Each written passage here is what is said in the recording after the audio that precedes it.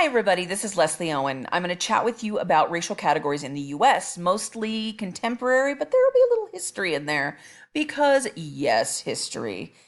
Also, I decided not to show my face because I just didn't want to bother putting on lipstick. So I don't want to. So I can't. So anyway, you'll have to just stare at these dazzling visuals here in the PowerPoint. All right, in the US right now, 2018, there are six official categories. And that's not to say this is how it's been throughout US history. In fact, it's been dramatically different throughout US history. Racial categories come and go, they morph, they mutate. And this is what we have right now as a result of legislation and governmental decisions and civil rights and groups asking to be recognized, et cetera, et cetera. So this is a very fluid thing. And I want to say, first of all, how we define races in the US, it's really odd. Race itself is not real. Race is a completely made up way of dividing up humans that isn't real. It's fake. Supposedly genetic differences are extremely minor and they really depend on where we come geographically and the adaptations we made as groups to adapt to our environment based on our migration patterns. That's what quote, quote, race really is. It's not real. That said, it's extremely real in the effects that we have. Race makes a giant difference, at least potentially and statistically. Sorry, I have kitties hissing each other. In terms of where we live, whom we know, whom we meet, educational opportunities, workplace opportunities, how much wealth our families have, et cetera, et cetera, little things like that. So, but it's not real. And let me tell you how extremely, quote, quote, scientific the definition of race in the US is. Race in the US is based on what we call phenotype, which is a fancy word to make it sound official, but all it means is what you look like. It's physical characteristics like eye shape, eye color, hair shape, texture, hair color, skin color, etc. That kind of stuff. So phenotype makes it sound official, but essentially race is like, hey, you kind of look like that other person. You must be the same race. Oh, good times. Racism in science. Anyway, that's what we have in the US now. It hasn't always been this way, but it is now. And so we have come up using this extremely scientific basis with six different races in the US. And this is concretized and institutionalized every 10 years when the US Census is released. So these are the current categories as we have them, and I have them arranged alphabetically. Asian American, Black American. By the way, I want you to be thinking of racial categories. Make some predictions, right? See if they're here. See if they're actual racial categories. Native American, Alaskan Native. This is a new group, relatively speaking. I mean, not to say Pacific Islanders just popped into existence, but this group racially, I'm doing air quotes, you can't see it, used to be subsumed under Asian American until Pacific Islander / Native Hawaiian folks chatted with the government agency that decides racial groups in the census and said, it's maybe a little racist that you say, hey, you're the same race, because I don't know, you kind of look like those Asian folks. And they were right. And they got their own racial group, which I believe came about in 2000. So, yes, literally, there were people who one night went to bed an Asian American and the next day woke up a Pacific Islander in the US. Their racial categories shifted because that's how scientific race is. Okay. Anyway, next racial group is white American. And the last one is, of course, other. These are our six racial categories. If you think one or two or something might be missing, I want you to think about that because it's actually really interesting how we decided what are races versus what are ethnicities. I'm not going to go into it too much, but I do think it's very fascinating. Okay, so let's start talking about ethnicities. Now, if race in the US is based on what you look like, ethnicities are based on where your recent ancestors came from. or where you came from if you're a recent immigrant to the US. Excuse me. So it's usually based on the country you came from, but it also can be the region or even the continent that your ancestors came from to the US. To the US, the modern US. That's kind of the definition of ethnicities. So, Asian American, for example, you'll see these are all countries. Chinese and Indian are the two. Okay. Chinese and Indian are the two, I believe, the two largest Asian American groups in the US. So again, these are all countries. Now, I want to say really quickly, um, ethnicity tends to be under one racial group, but they can hop around. They can. Typically, if you are Indian American or you are Vietnamese American, you're going to be Asian American. Here, because race in the US is so stupidly based on what we look like, let's say your great grandmother and grandfather were from Ghana, and they moved to Japan.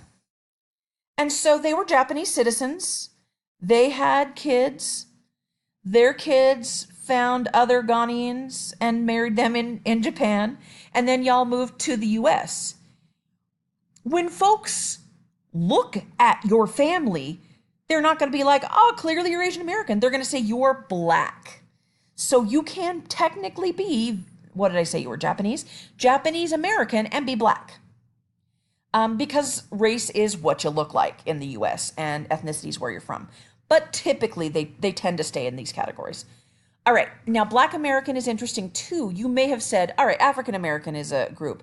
African American is not a race, it is an ethnicity. It is where your ancestors came from. So I have just a very few examples of folks, and these are, kind of sub ethnicities. But African Americans an ethnicity, and not Black American, again, because that's what you look like. Not all African Americans are black, although the vast majority in the US are. And not all Black Americans are African American, even though the majority of Black Americans are. But not all of them. You also have Haitians, Jamaicans, etc. This is the difference between ethnicity, right, where you're from, and race, what you look like. Native American Alaskan Native folks, I know you're like, all right, their tribes must be their ethnicity, right? Think about what ethnicity means. It means where did your ancestors come from in the modern US?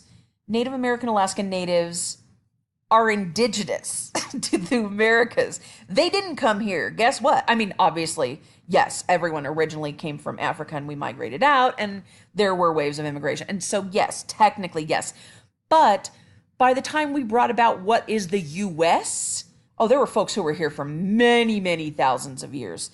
And so we say, nah, no, not really ethnicities in the way that we define them as being where your contemporary ancestors came from. Pacific Islander, Native Hawaiian. You're going to have to forgive me. This is the third time I've done this because Katie's ruined it. I did discuss that this is a recent, I'm pretty sure that, yeah, these folks separated from these folks 18 years ago. So I already told you that history. So this is a really new 18-year-old category. I went online to see what were the largest groups that compose Pacific Islander. And they are, I believe, at least the top two. And I just threw some others in there. Okay. White Americans is the funkiest of all of these. It's super, super funky, so get ready. I'm going to tell you a brief story. Excuse me. So originally, white Americans were WASPs. That is White Anglo-Saxon Protestant. That means, to break it down, white British Protestant people. That is what white people originally were. Now, you had other people coming over who had light skin, like Irish and German folks. They were white too, kind of. They were white-ish. They did not have all the benefits, and there was sometimes tension, but it's not like people confused them for folks to shove onto reservations or folks to enslave. So really, they were whitish. So originally, white meant British and Protestant, and eventually it expanded as other groups were like, oh yeah, include me in whiteness. Yes, please. Whether they, just wanted to sort of slide in and assimilate into whiteness, whether they actually sued to be considered white, or whether they had conversations with government officials and they're like, yeah, we want to be white. We need to be white. And if you're wondering, why does everyone want to be white? Oh my God, it's not that cool. Super true. Except it's extremely cool in terms of the benefits that it confers to people. When we had people trying to assimilate into whiteness or sue to become white, we're talking about, go away! No! No, don't spoil it! Okay, we're talking about people who, in the 19th and 20th centuries, whiteness meant you weren't put in a boarding school, shoved on a reservation, enslaved, excluded from the U.S. Yes, that happened. Asian folks were excluded, not allowed to become citizens, starting in the 1880s, ending about the 1960s, officially and completely. Or when you had Mexican Americans who were considered citizens, no, not really, get out. No, you can come back and work. No, just kidding. Hey, you get out. That's a fun little history right there. But whiteness has never had those issues. You were not considered property. You were not thrown out of the U.S. I mean, some groups that are now considered white were, but they fought to be considered white. That's why whiteness is a big patchwork. You have kind of, I think, traditionally what people think of when they think of white folks, which is Euro-American. This is the, oh my gosh, largest ethnicity of whiteness, which is German. And I put it in Norwegian. You may be surprised to know that Latinx/Hispanic folks are also considered white. And that's because they were colonized by Spain and Portugal. So, Hispanic means Spanish.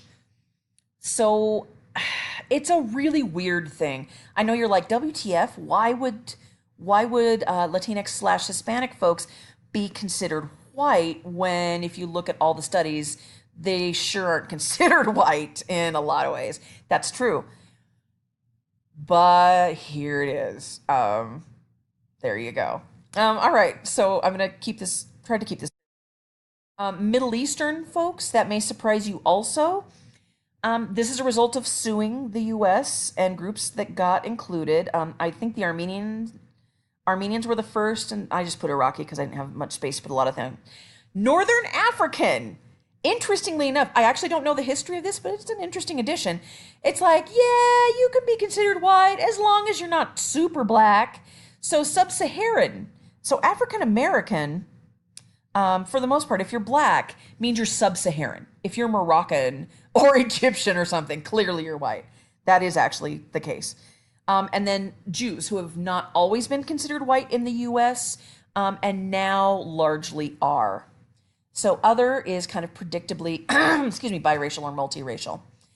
Again, the most interesting history in terms of people vying to be considered a certain race is this one, because it racially, historically conferred a lot of benefits and status.